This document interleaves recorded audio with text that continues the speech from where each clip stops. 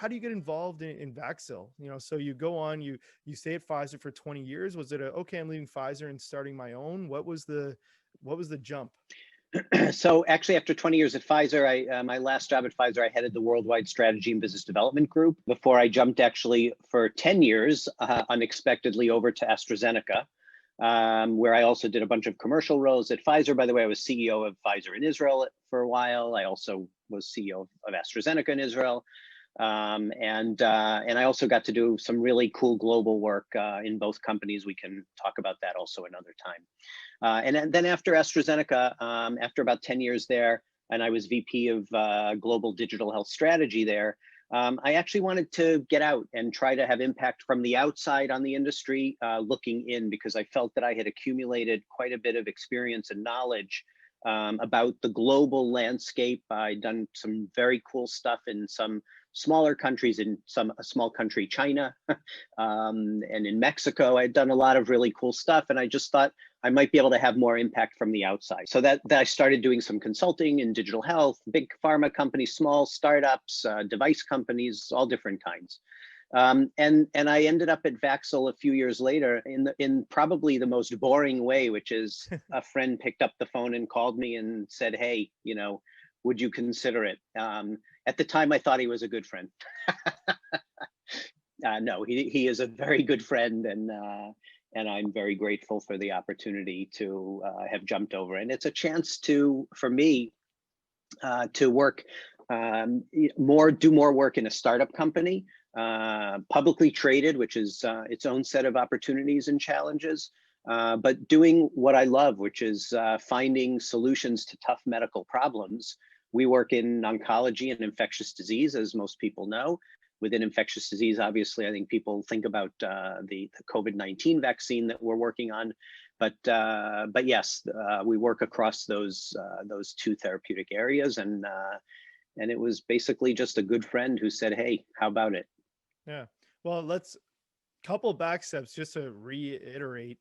CEO of Pfizer, Israel, as well as, AstraZeneca. That's incredible. So congratulations there, crushed it. And then you leave from being the superpower, working with some small places, as you mentioned, like China, but really some crazy areas. You move forward, and then you get a phone call. You're juggling probably a few things. You say, "Oh, this could be interesting," and you hop in, and boom, you're the CEO talking about a bunch of new like pharmaceuticals pushing the industry, and now you're hopping on TV talking about vaccines, and that's something I wanted to chat about in this. It just makes so much sense. Why are you talking on TV, first of all, for people that don't know? So if you want to give it a little taste there. Sure. So I've been asked over the last few weeks to be on all the different news shows, morning shows, et cetera, to talk about what's going on with the vaccines, why one of them is moving faster than another, the differences between them, what does it mean globally, what does it mean locally in Israel, different angles for different types of shows, different time slots, et cetera. Yeah. No, I mean, hey, I saw a bunch of questions that were coming out. I'm just going to ask it. Let's pretend we're on TV for a second. I saw a bunch of people asking, why does this thing have to be chilled at -70? Do you have any insight there? Well, I think, first of all, it has to be at -70 for now. I am very confident that Pfizer will fix that challenge in multiple ways. First of all, they already dealt with it early on. Look, they have the resources and they have the smarts.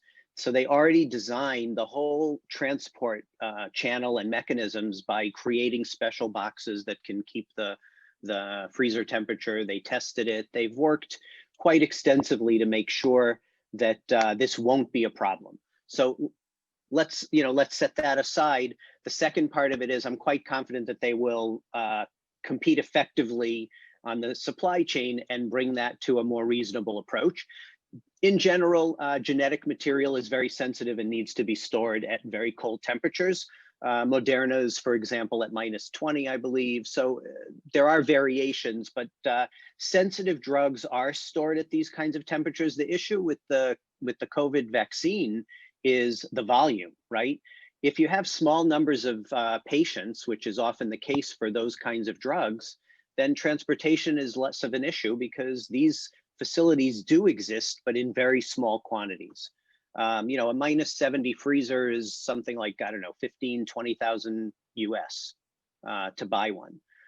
So it's not something you buy for no reason, but if you have it, it's also probably already in use. So the fact that we now need extra capacity is going to be a huge challenge. So that's something else, by the way, that came up in some of the TV interviews. Yeah. But I No, fully believe that that -70 thing will be taken care of in due course.